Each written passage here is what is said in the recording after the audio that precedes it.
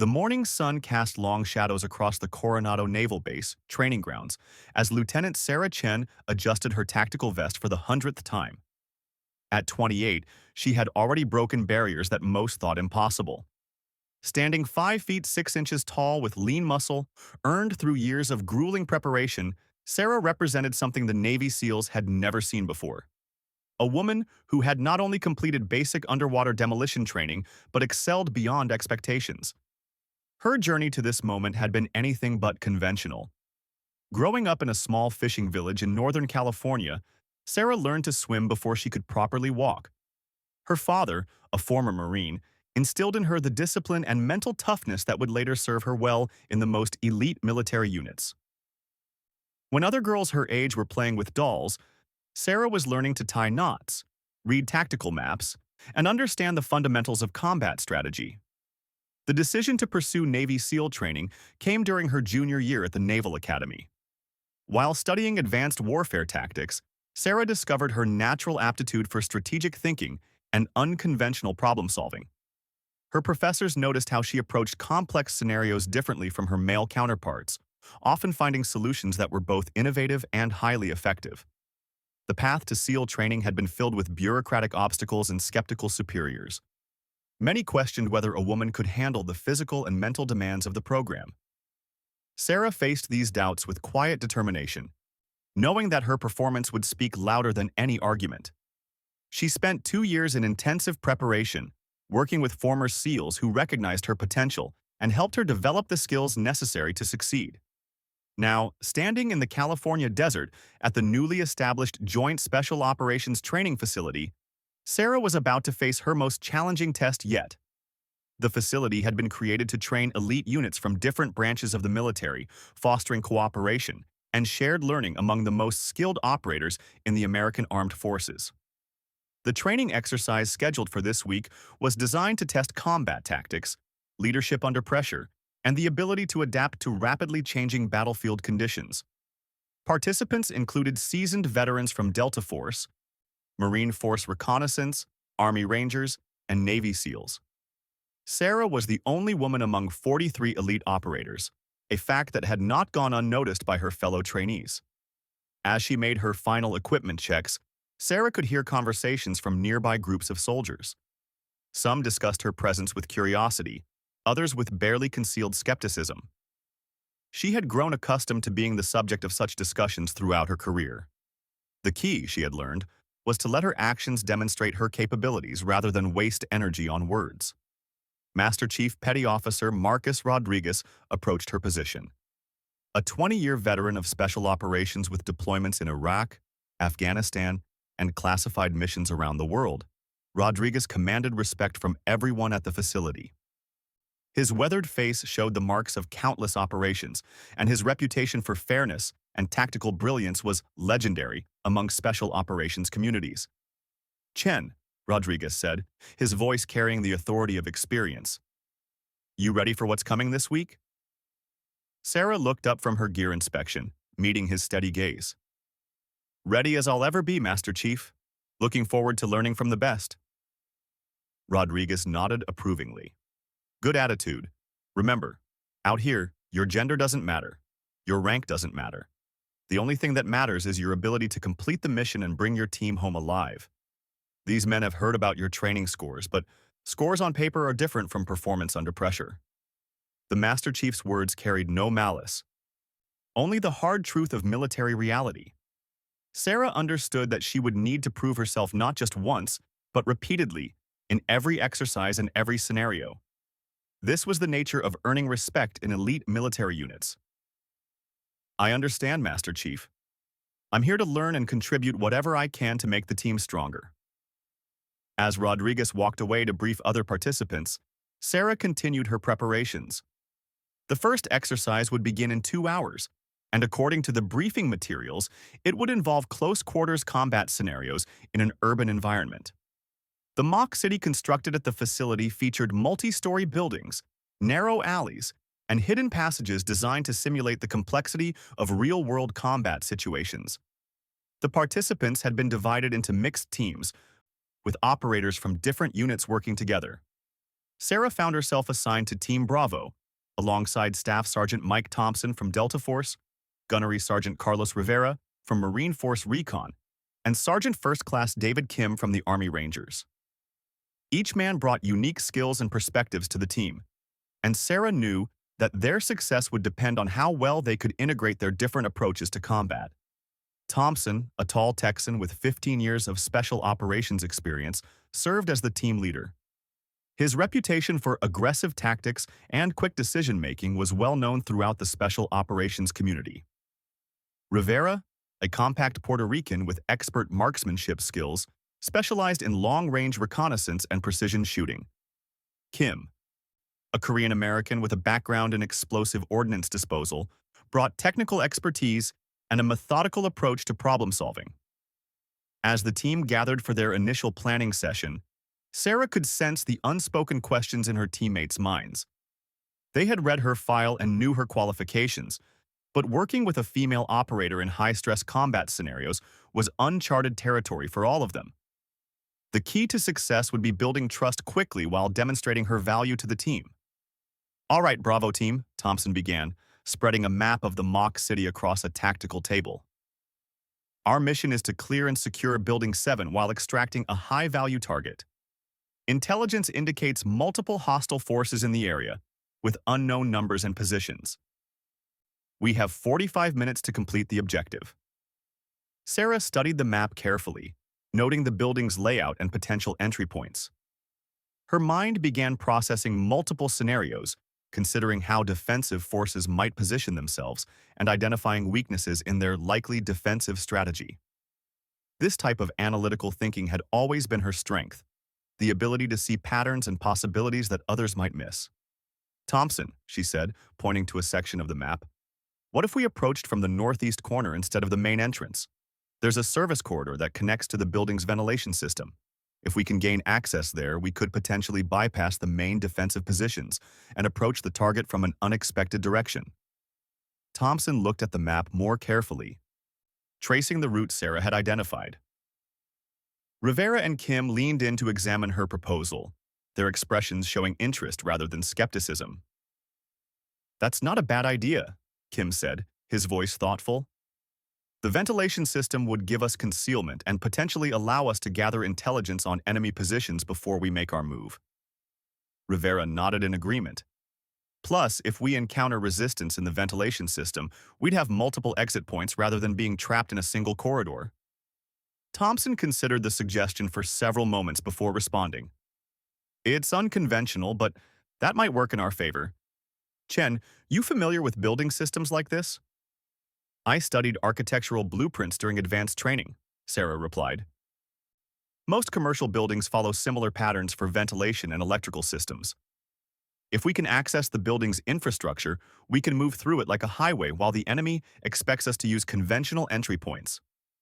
The conversation continued for another 30 minutes as the team refined their strategy. Sarah contributed additional insights about timing, coordination signals, and contingency plans. Her teammates gradually warmed to her analytical approach and began incorporating her suggestions into their overall plan. As they prepared to move to the exercise area, Thompson pulled Sarah aside for a brief private conversation. "Chen, I want you to know that I don't care about politics or making history," he said quietly. "All I care about is completing the mission and keeping my team safe. If you can contribute to that, you'll have my full support. If you can't, we're going to have problems." Sarah met his direct gaze without flinching. "I understand completely, Sergeant. I'm not here to make statements or prove points. I'm here to be the best operator I can be and help this team succeed." Thompson nodded and extended his hand. "Then let's go show these other teams how special operations really works." The mock city sprawled before them as Team Bravo approached their starting position. The realistic urban environment featured damaged buildings, debris-filled streets, and hidden observation posts manned by opposing forces. The complexity of the scenario would test every aspect of their training and force them to adapt quickly to changing conditions. Sarah felt the familiar surge of adrenaline that accompanied the beginning of a combat exercise. This was the moment she had prepared for throughout her entire military career. Every hour of training, every physical test, Every mental challenge had led to this opportunity to prove that excellence knew no gender boundaries. In the distance, she could see other teams beginning their approaches to different objectives. The competition would be intense, with each team's performance carefully monitored and evaluated by experienced instructors. Success here could open doors to even more advanced training opportunities and operational assignments.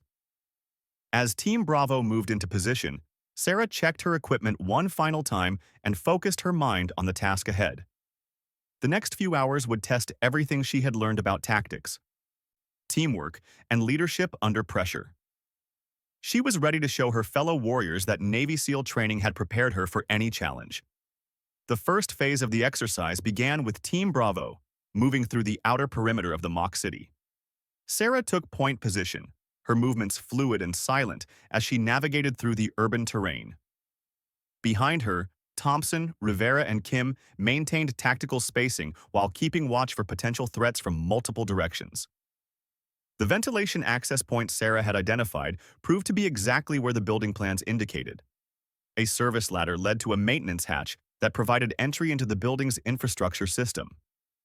As Sarah examined the access point, she noticed something the blueprints had not shown: recent modifications to the ventilation system that suggested the opposing forces had anticipated this approach. "Hold position," she whispered into her tactical microphone, raising her hand to signal her teammates to stop their advance. "Something's not right here. The access point shows signs of recent activity." Thompson moved up to Sarah's position to assess the situation.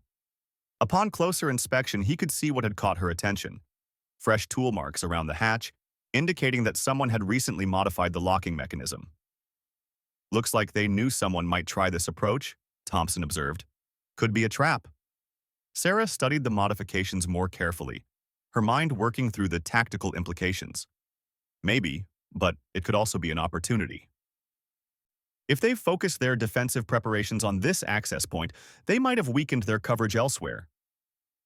She pulled out a small tactical mirror and used it to examine the interior of the ventilation shaft without exposing herself to potential threats. The reflection revealed a clear path through the system, but also showed signs of surveillance equipment that had been recently installed. "They've got cameras in there," Sarah reported, "but I think I can disable them without triggering any alarms." Kim moved up to join the discussion. "How do you figure?" Sarah pointed to the camera installations visible in the mirror. "Look at the wiring. It's new installation, probably done quickly for this exercise. The power feeds are exposed, and if we can access them from the exterior, we can create a temporary interruption that looks like a routine system malfunction." Rivera smiled at her analysis. "That's thinking like a SEAL. Find the weakness and exploit it."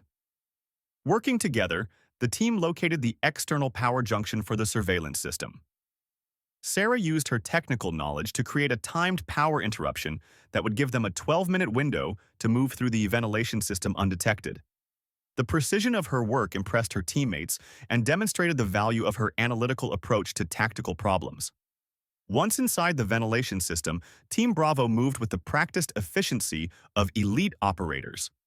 Sarah led the way through the narrow passages, using her smaller frame to navigate tight spaces while maintaining constant communication with her teammates about what she observed ahead. The intelligence-gathering phase of their mission proved more valuable than anticipated.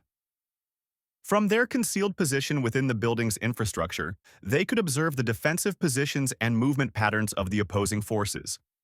Sarah counted at least 8 defenders on the target floor, positioned to cover all conventional entry points. "They're expecting a frontal assault," she whispered into her microphone. "Standard defensive positions covering the main corridors and stairwells, but they've left the eastern fire escape relatively unguarded." Thompson processed this information while studying his own observations of the defensive setup. "Can we reach the fire escape from our current position?" Sarah had been working on that exact question. "There's a service corridor that connects to the fire escape landing. We'd have to cross about 15 feet of open space, but the timing is possible if we coordinate with the patrol patterns." The team spent another 10 minutes observing the defenders' routines before Sarah identified the optimal window for their approach. Her ability to recognize patterns and predict timing had been honed through years of studying human behavior and tactical movement. When the moment came, Team Bravo executed their movement with precision, that would have impressed their instructors. Sarah led them through the service corridor to the fire escape, where they gained access to the target floor from an angle the defenders had not anticipated. The extraction of the high-value target required careful coordination between all team members. Sarah's role evolved from reconnaissance specialist to tactical coordinator, as she provided real-time intelligence about defender positions while her teammates maneuvered into position for the final phase of the mission. Bravo 6 to all Bravo elements. Thompson's voice came through their communication system. Chen has eyes on the target, initiating final approach in 30 seconds. The subsequent action unfolded like a carefully choreographed dance. Rivera provided overwatch from an elevated position, while Kim created a diversion that drew two defenders away from the target location.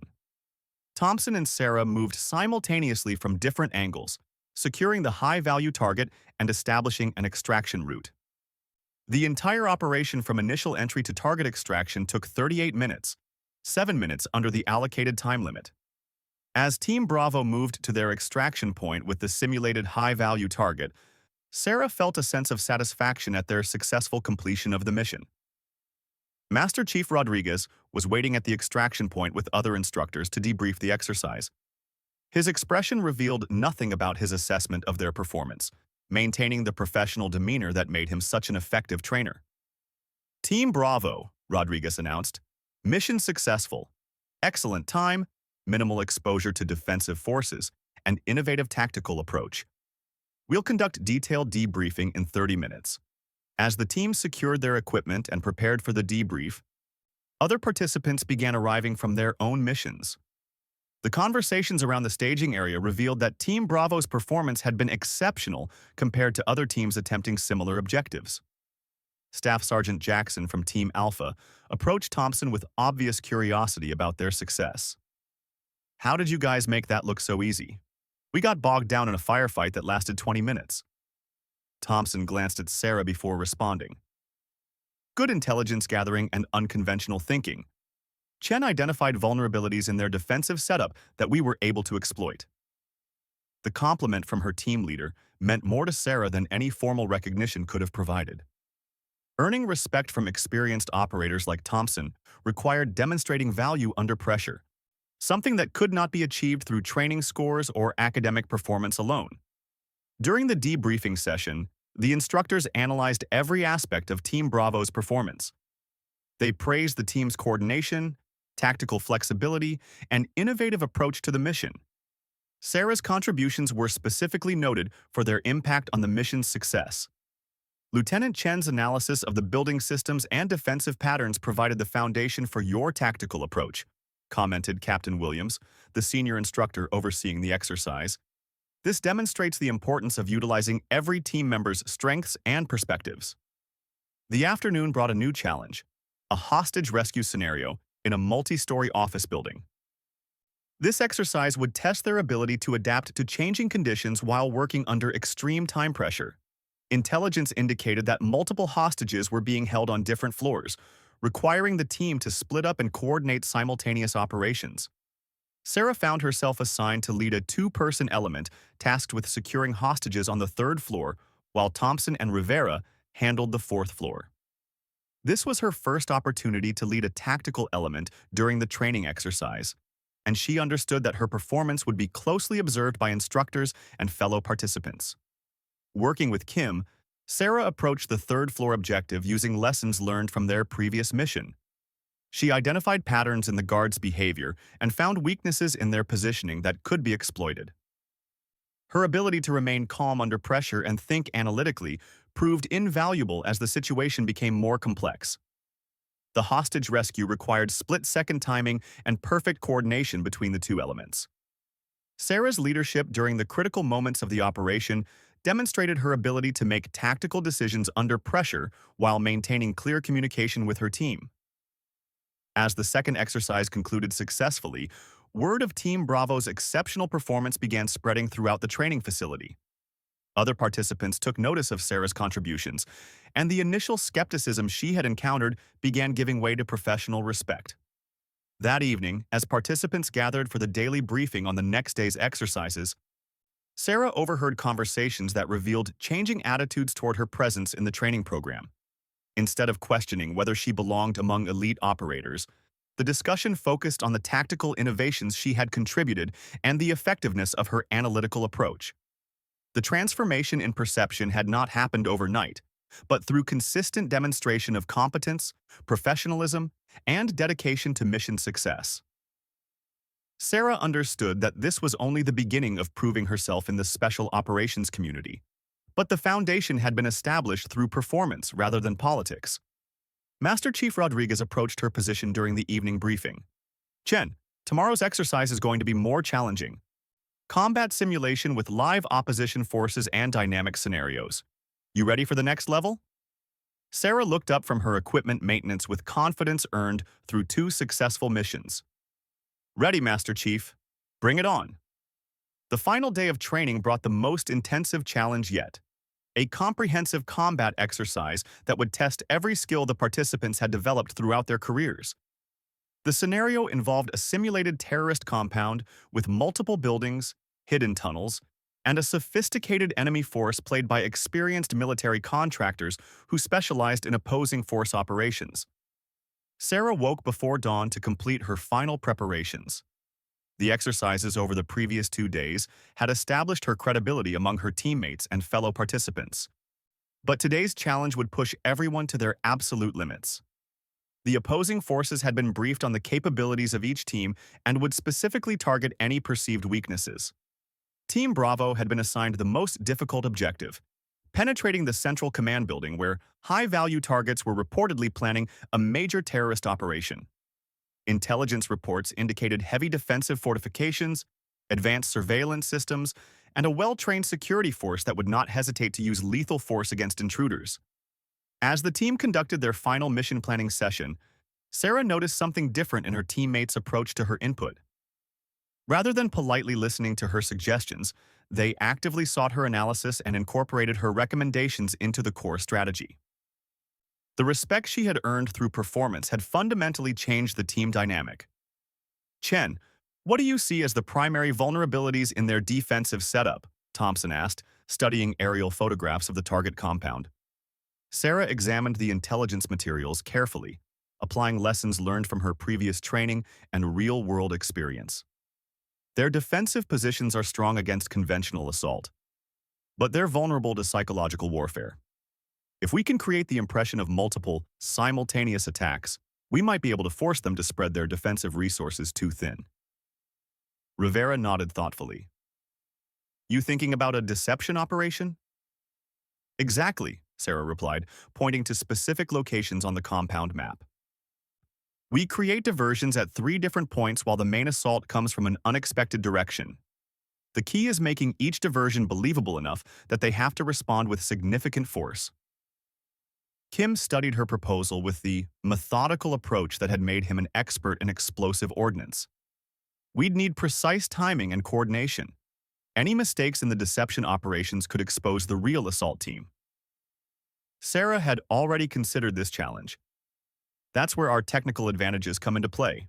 I've been studying the compound's communication systems, and I think we can exploit their reliance on electronic coordination. The plan that emerged from their discussion was complex and ambitious. Sarah would lead a small technical team to disrupt the compound's communications, while Thompson and Rivera conducted the primary assault. Kim would coordinate the deception operations from an overwatch position, using his explosive expertise to create realistic threats at multiple locations. The sophistication of their strategy impressed the instructors who were monitoring the planning phase. Captain Williams later commented that Team Bravo's approach demonstrated advanced tactical thinking that went beyond standard special operations procedures. As dawn broke over the training facility, Team Bravo moved into position for their assault on the terrorist compound. Sarah carried specialized electronic warfare equipment that would allow her to interfere with the enemy's communication systems while providing real-time intelligence to her teammates about defensive positions and movements. The first phase of the operation required Sarah to infiltrate the compound's perimeter undetected and establish a position near the main communications center. Using skills developed during her Navy SEAL training, she moved through the defensive perimeter like a shadow, avoiding detection by multiple security patrols. Once in position, Sarah began her electronic warfare operations. Rather than simply jamming the enemy communications, she implemented a more sophisticated approach that allowed her to monitor their transmissions while selectively disrupting their coordination at critical moments. The intelligence she gathered through electronic surveillance revealed that the opposing forces had anticipated a conventional assault and positioned their strongest defenses accordingly. However, they had not prepared for the type of psychological warfare that Team Bravo was implementing. "Bravo leader, this is Bravo 6, Sarah whispered into her tactical microphone. "Enemy communications indicate they're expecting frontal assault from the north. Recommend initiating deception operations now."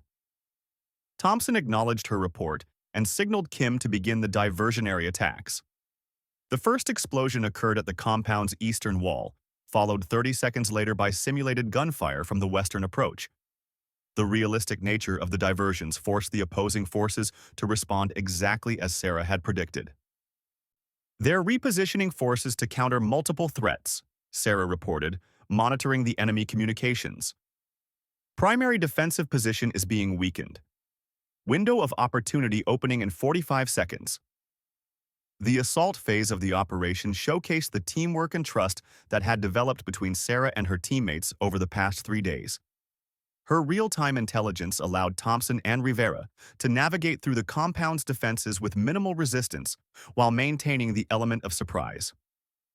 Sarah's role evolved during the assault from technical specialist to tactical coordinator as she provided continuous updates on enemy positions and movement patterns. Her ability to process multiple streams of information simultaneously while maintaining calm under pressure proved invaluable to the mission's success. The final objective required the team to secure 3 high-value targets located in different parts of the command building. This phase tested their ability to coordinate simultaneous operations while adapting to unexpected complications. "Bravo 6 to all elements," Sarah transmitted. "Enemy commander is attempting to relocate HVT Alpha to secondary position. Intercept route available through Service Corridor 7. Thompson acted immediately on her intelligence. "Copy, Bravo 6. Rivera, adjust your approach to Corridor 7. Kim, maintain overwatch on original position in case it's a deception." The coordination between team members during this critical phase demonstrated the effectiveness of their training and the trust they had developed in each other's capabilities. Sarah's contributions were seamlessly integrated with the tactical skills of her teammates, creating a synergy that exceeded the sum of their individual abilities. The mission concluded with the successful capture of all 3 high-value targets and the complete disruption of the simulated terrorist operation. Team Bravo's performance time was the fastest recorded in the exercise's history, achieved with no simulated casualties and minimal exposure to enemy fire. As the team regrouped at the extraction point, the opposing force commander approached to offer his assessment of their performance. "In 20 years of conducting opposition force operations, I've never seen a team adapt that quickly to changing conditions. Your electronic warfare specialist completely disrupted our ability to coordinate defensive responses." Master Chief Rodriguez joined the conversation with obvious satisfaction at his trainees' performance. "Outstanding work, Team Bravo. Chen, your technical expertise and tactical analysis were instrumental in this success. This is exactly the type of innovative thinking we need in special operations." The formal debrief that followed highlighted specific aspects of Team Bravo's performance that had exceeded expectations. Sarah's integration of technical skills with tactical knowledge was noted as a model for future special operations training. Her ability to provide real-time intelligence while remaining calm under pressure demonstrated the value of her Navy SEAL preparation. During the closing ceremony for the training exercise, Captain Williams addressed all participants about the lessons learned from the week's activities. The most successful teams were those that maximized the unique strengths of each member while maintaining focus on mission objectives. Team Bravo exemplified this principle throughout the exercise. Sarah stood with her teammates as they received recognition for their exceptional performance. The journey from initial skepticism to earned respect had been challenging, but the outcome validated her years of preparation and dedication to excellence. Thompson approached her after the ceremony with a proposition that would define the next phase of her career. "Chen, My unit is being deployed on a classified operation next month. I've been authorized to request specific personnel for the mission. Interested in putting these skills to work in a real-world environment? The offer represented everything Sarah had worked toward throughout her military career. The opportunity to serve in operational assignments, where her skills could make a genuine difference. Her performance during the training exercise had opened doors that few believed possible when she first entered the Special Operations pipeline. Rivera and Kim joined the conversation, both expressing interest in working with Sarah on future operations. The professional relationships forged during the intense training exercise had created bonds that would extend far beyond the training facility. "Count me in," Sarah replied without hesitation. "This is why I became a SEAL, to serve where the mission is most critical and the standards are highest."